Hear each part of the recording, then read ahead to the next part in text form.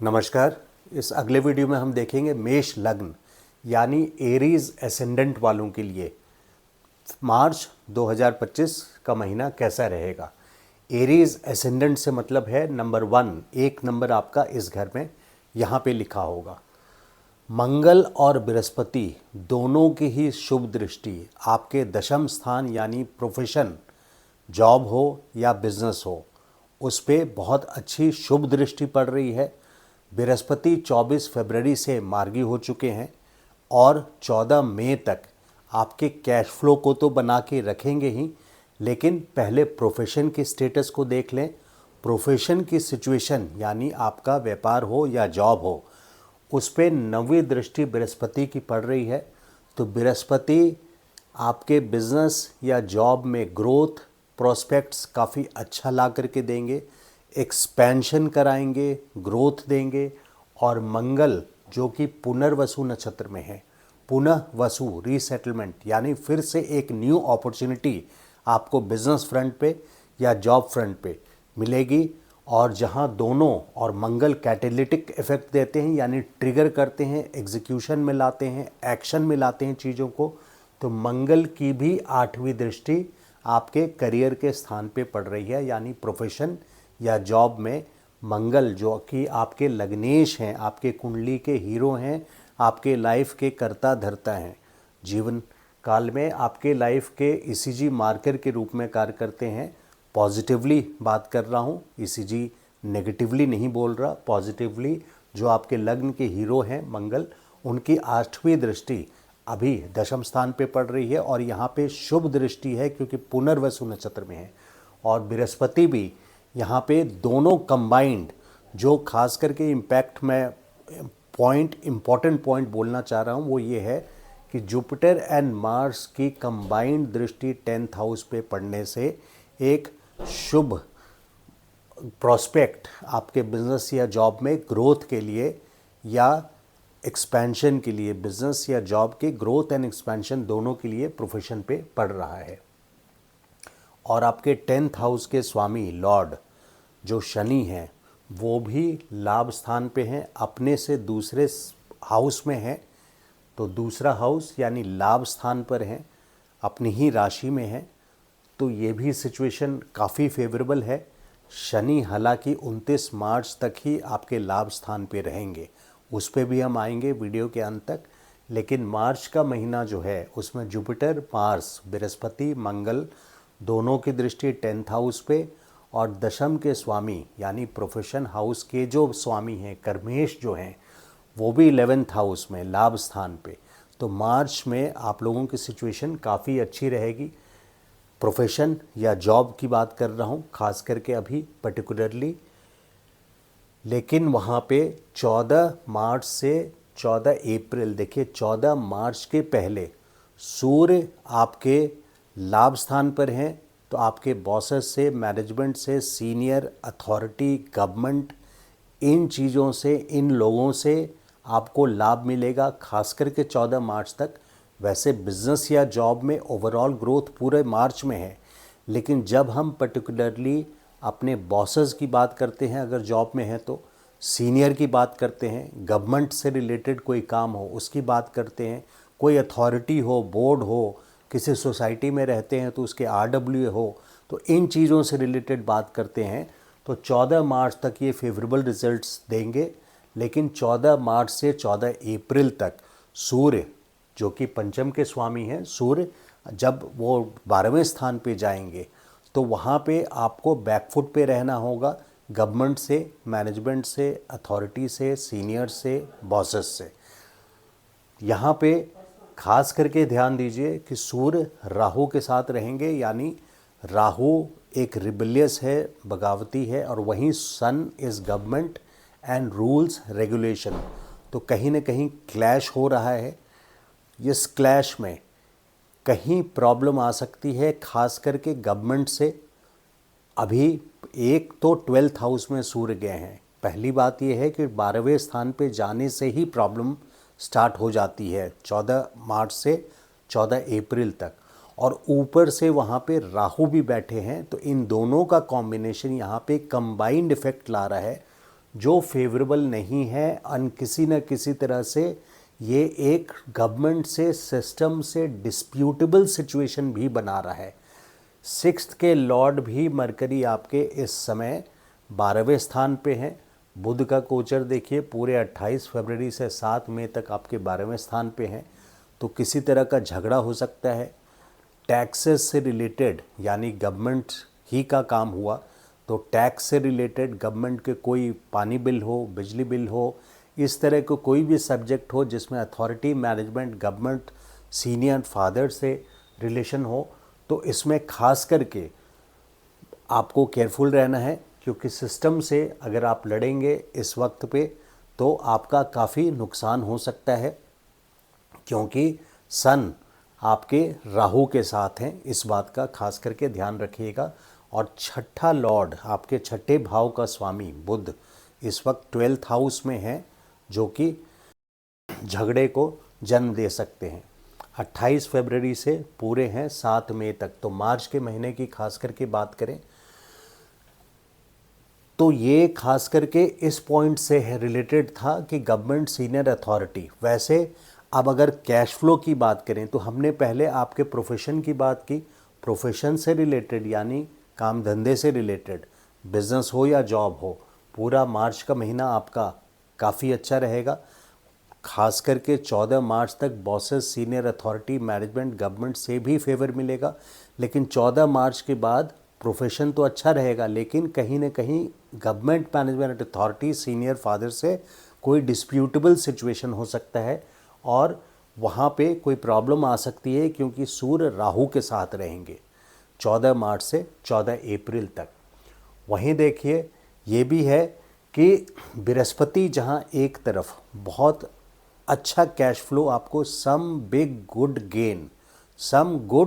Big gain, बड़ा कोई cash flow आपको ला करके 14 मई के पहले कोई बड़ा गेन कैश फ्लो का आपको ज़रूर ला करके देंगे, क्योंकि 3 फरवरी से गुरु मार्गी हुए हैं, 14 मई तक यहाँ पे रहेंगे। लेकिन वहीं पे अगर मार्च की बात करूँ तो क्योंकि छठे के स्वामी बुध यहाँ पर हैं, तो हो सकता है कि किसी बीमारी के वजह से आपका एक्सपेंस हो, क्योंकि सेकंड लॉर्ड शुक्र अपने से व्यय स्थान पे हैं। वैसे 12वें घर में शुक्र अच्छे माने गए हैं, लेकिन क्योंकि ये व्यय स्थान भी है, खर्चे का स्थान भी है, तो जहाँ जुपिटर कैश फ्लो ला रहे हैं वहीं पे शुक्र एक्सपेंसेस करा रहे हैं। तो शुक्र के किस चीज़ों में एक्सपेंसेस करा सकते हैं?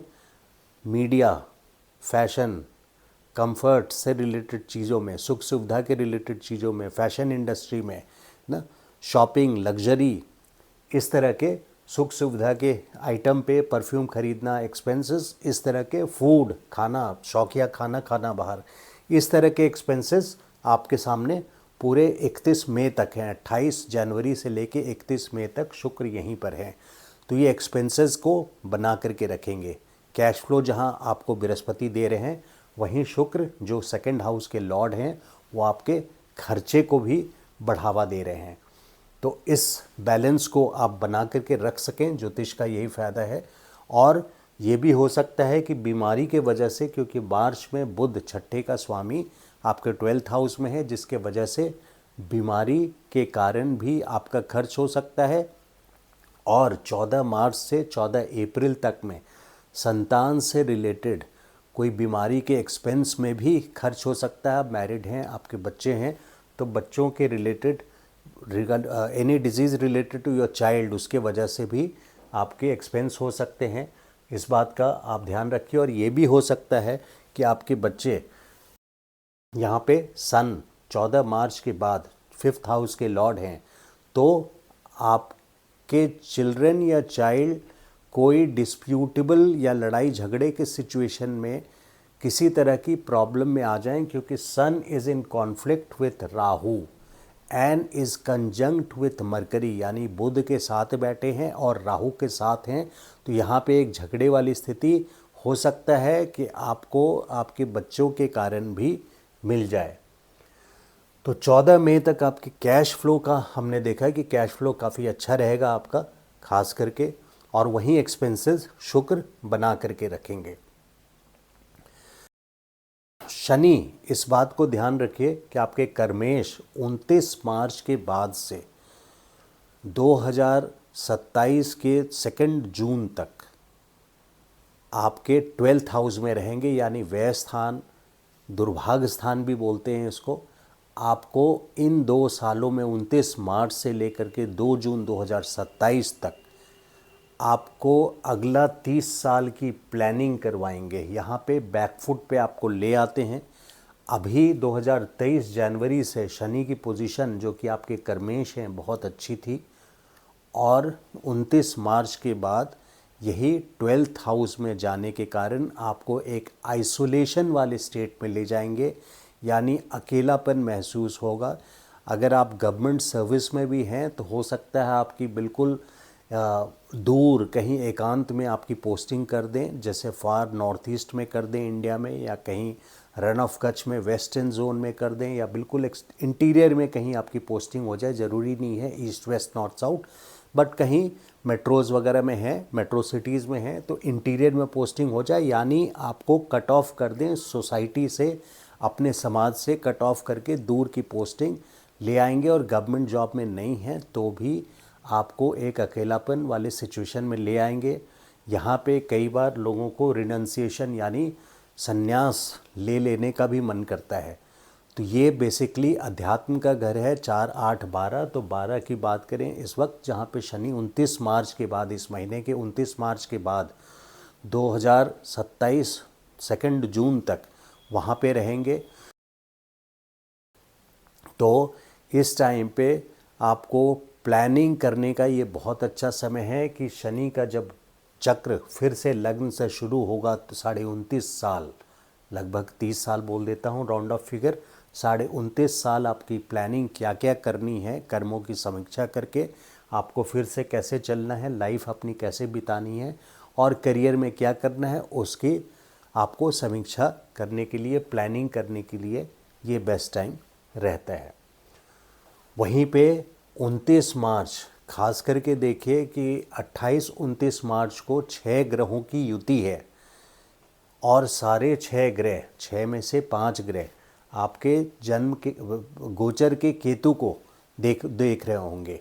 28-29 मार्च को सारे 6 के 6 ग्रह, राहु छोड़ करके 5 ग्रह, और बृहस्पति भी 5वीं दृष्टि से केतु को, और मंगल भी 4थी दृष्टि से केतु को। तो ये 6-12 का एक्सेस आपके लिए हो जाता है, यानी सारे ग्रह आपके 12वें स्थान पे और 6ठे घर में केतु पे नज़र है। तो यहाँ पे रोग, रिपुन यानी शत्रु, कर्ज से काफ़ी सावधान रहना चाहिए आपको। कोई भी मेडिकल अटेंशन आपको फिज़िकली चाहिए तो उसको अवॉइड ना करें। डिजीज़ेस से केयरफुल रहें, रोग से केयरफुल रहें, सिम्टम्स को अवॉइड ना करें, और टाइमली डॉक्टर्स को कंसल्ट करें, हेल्थ इंश्योरेंस वगैरह चेक कर लें, और किसी भी तरह का डिस्प्यूट खास करके इस टाइम पे ना लें। Later on in the videos अभी मैं आऊँगा 28, 29, 30, ये 28 को दोपहर 12 बजे से 30 के 5 बजे शाम तक खास करके चंद्रमा भी आपके 12th हाउस में है। तो ये बात सिर्फ 28, 29, 30 की नहीं है, क्योंकि ये बड़े ग्रह और कई सारे ग्रहों की यहाँ कंजंक्शन होने वाली है, तो इनके इम्पैक्ट पहले से आ जाते हैं। तो you have to be careful, आपको केयर पहले से रखना चाहिए। तो यहाँ पे शनि जब 12वें स्थान पे जाते हैं, जो कि 2 साल के लिए, जैसा मैंने बताया 29 मार्च से लेकर के 2 जून 2027 तक, वहाँ पे षड्यंत्र जैसी सिचुएशन भी आती है, यानी ट्रेचरी, धोखा किसी तरह का की सिचुएशन आती है। अगर किसी के जन्म कुंडली में जहाँ शनि 12वें स्थान में जा रहे हैं, और इन 2 सालों में यानी 29 मार्च 2025 से जून 2027 तक, 2 जून तक 2027 में अगर जन्म कुंडली में आपके वहाँ पे केतु है, तो वहाँ हॉस्पिटल जैसी नौबत आ सकती है, हॉस्पिटल जाने का बन सकता है। और अगर राहु है तो वहाँ किसी न किसी तरह से आपको षड्यंत्र, खास करके षड्यंत्र का, क्योंकि शनि राहु का गोचर का कंजंक्शन या जन्म कुंडली और गोचर के कंजंक्शन को पिशाच बाधा योग क्लासिकल बुक्स में बोला गया है, और अगर सूर्य हैं आपके जन्म कुंडली में सेकंड हाउस में, तो आपको गवर्नमेंट प्रॉब्लम से रिलेटेड प्रॉब्लम्स काफ़ी बड़ी आ सकती है। मंगल है तो फिज़िकल डैमेज यानी इंजरी, एक्सीडेंट्स, इस तरह की चीज़ें होने की ज़्यादा संभावना होती है। और अगर जो भी 12th घर में है, हाउस में है प्लैनेट, अगर उसी की दशा चल रही हो तो आपको बहुत ज़्यादा केयरफुल रहने की सिचुएशन रहेगी इन 2 सालों में। वैसे बृहस्पति की सिचुएशन आपकी अच्छी है, मार्च में भी, अप्रैल में भी और मई 14 तक सेकंड हाउस में कैश फ्लो को खास करके सपोर्ट करेंगे। जून के बाद से भी जुपिटर का रोल अच्छा रहेगा, आपको भाग्य को देखेंगे। अब हम देखते हैं careful dates and good dates month के। तो 1 और 2 मार्च 12th चंद्रमा है, तो यहाँ पे विशेष करके आपको केयरफुल रहना है 1 और 2 मार्च। 14 to 16, 14 मार्च से 16 मार्च ये छठे का चंद्रमा है या केतु है, तो रोग से, किसी तरह के आपको और कर्ज से, विपत्ति से बैकफुट पे रहना है। 19 तारीख को 1 बजे दोपहर से लेकर के 21 तारीख तक 8वें का चंद्रमा है, ये इंसल्ट का टाइम हो सकता है। 28 तारीख को 12 बजे दोपहर से लेकर 30 तारीख के शाम में 5 बजे 12वें का चंद्रमा है, 12th हाउस का मून है। ये खास करके काफ़ी केयरफुल रहने वाले डेट्स हैं। ना गुड डेट्स ये हैं, बोर्ड का स्क्रीनशॉट मैं शेयर करूंगा कम्युनिटी सेक्शन पे, सो दैट आप लोग इसको रेफ़र कर सकें इन डेट्स को। गुड डेट्स हैं 5 और 6 मार्च, सेकंड हाउस का मून है, जुपिटर के साथ है, गज केसरी योग बना रहा है, प्लस सेकंड हाउस में है, तो निश्चित तौर पे 5 और 6 को कैश फ्लो होने के चांसेस आ जाते हैं। 12 और 13 तारीख मार्च में पंचम का चंद्रमा है, ये आपको शुभ फल देगा। और 22 तारीख 1 बजे दोपहर से 28 तारीख 12 बजे दोपहर तक 9, 10 एंड 11 नॉट 8th यहाँ है, 9th, 10th एंड 11th से ट्रांजिट है, तो ये आपके लिए फेवरेबल रहेगा। मार्च के कुछ इंपॉर्टेंट डेट्स हैं। पूर्णिमा है आपको 13 मार्च को सुबह 10:35 से 12:23 तक 14 तारीख के। अमावस्या है आपको 29 मार्च को और सूर्य ग्रहण भी आपको 29 मार्च को है, तो ये पार्शियल सूर्य ग्रहण है। होली का त्यौहार 13 मार्च को है। होलिका दहन का जो मुहूर्त है वो है 11:26 रात में और 12:30 बजे रात तक AM। 14 मार्च को होली का त्यौहार है। चंद्र ग्रहण 14 मार्च को सुबह 9:29 से शुरू होता है और 3:29 PM यानी 5 घंटे 49 मिनट 49 सेकेंड ये पहला चंद्र ग्रहण होगा 2025 का। और टोटल फेज जो इसका है, जो पूरा चंद्र ग्रहण है, वो 11:57 सुबह से लेके 1:01 दोपहर। तो ये चंद्र ग्रहण का समय जो है, ये जो लोग पूजा पाठ या सिद्ध करना चाहते हैं किसी मंत्र को, उनके लिए ये बेस्ट टाइम है। टोटल फेज़ का 11:57 से 1:01 दोपहर का। और ये इंडिया में नहीं देखा जाएगा, ना सूर्य ग्रहण ना चंद्र ग्रहण। चंद्र ग्रहण जो है वो पैसिफिक जोन से देखा जाएगा, North America, South America, West Europe and West Africa, not in India. तो ये था वीडियो मेष लग्न एरीज एसेंडेंट वालों के लिए मार्च 2025। आई होप आपको वीडियो पसंद आया हो। Please subscribe to my channel, that is a request, and like the video. Thank you so much. नमस्कार।